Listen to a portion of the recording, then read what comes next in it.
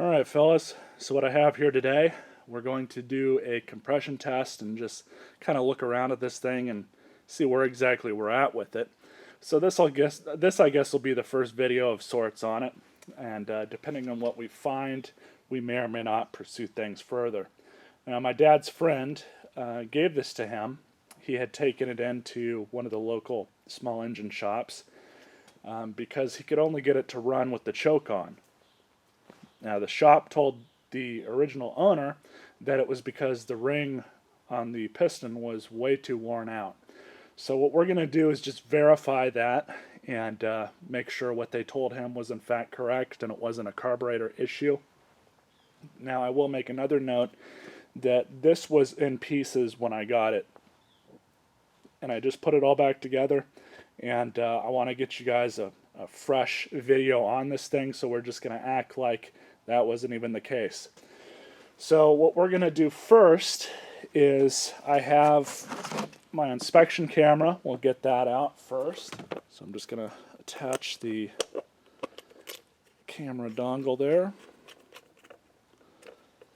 So after we get a good look at the cylinder, which this thing can take videos, so I'll splice that video clip in with me talking over it. But after we do that, we're going to compression test it as well. We're going to pull the spark plug boot off and then pull the spark plug out.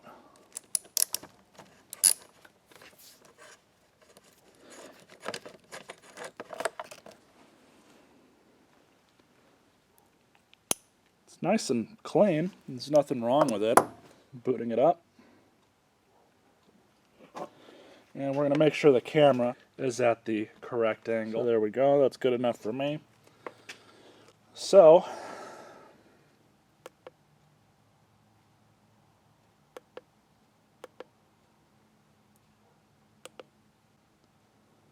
here we go.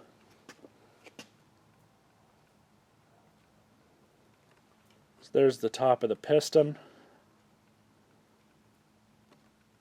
Looks like we do have a little bit of wear along the cylinder walls.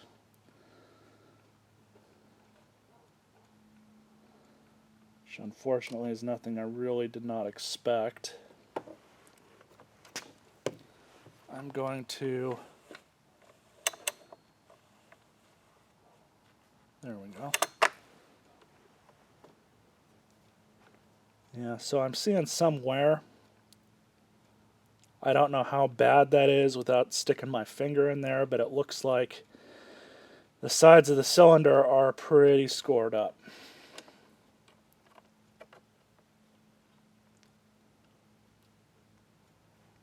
Definitely a good amount of carbon on top of the piston. So,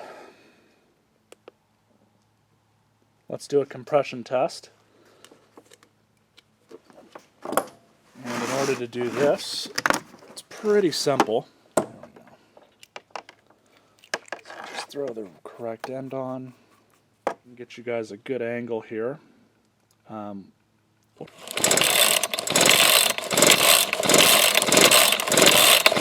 I saw 60.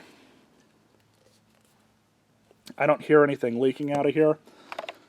So let's try it one more time. About 70 psi before it starts bleeding off. Alright, so I didn't get the entire teardown on video, which is okay.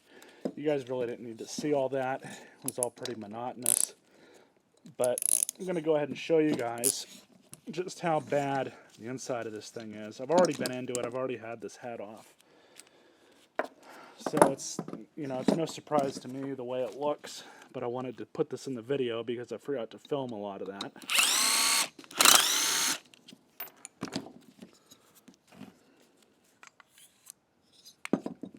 So you guys can see the piston. There's a significant amount of wear around the edges here. In all honesty, this thing is just in really bad condition. There's pretty much no ring gap, and yeah, you're actually supposed to measure that. but I could tell just by looking at it and how much this thing is able to close. You could tell that the ring itself is worn out. The inside of the cylinder, I don't know how well you guys can see this. Most of the damage is up there. Get my flashlight.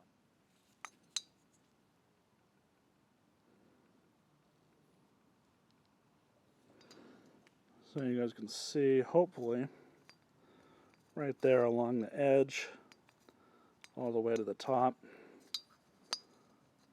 especially down here.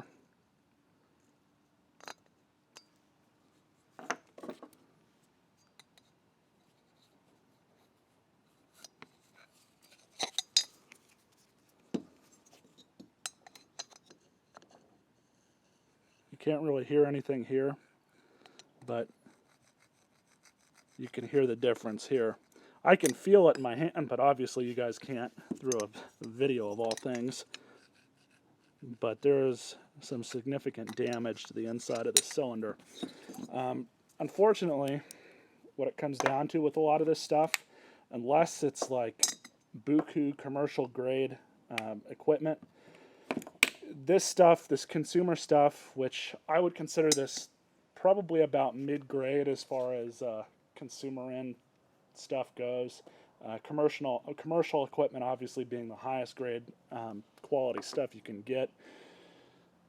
This stuff just really is not worth fixing unless you have these parts on hand.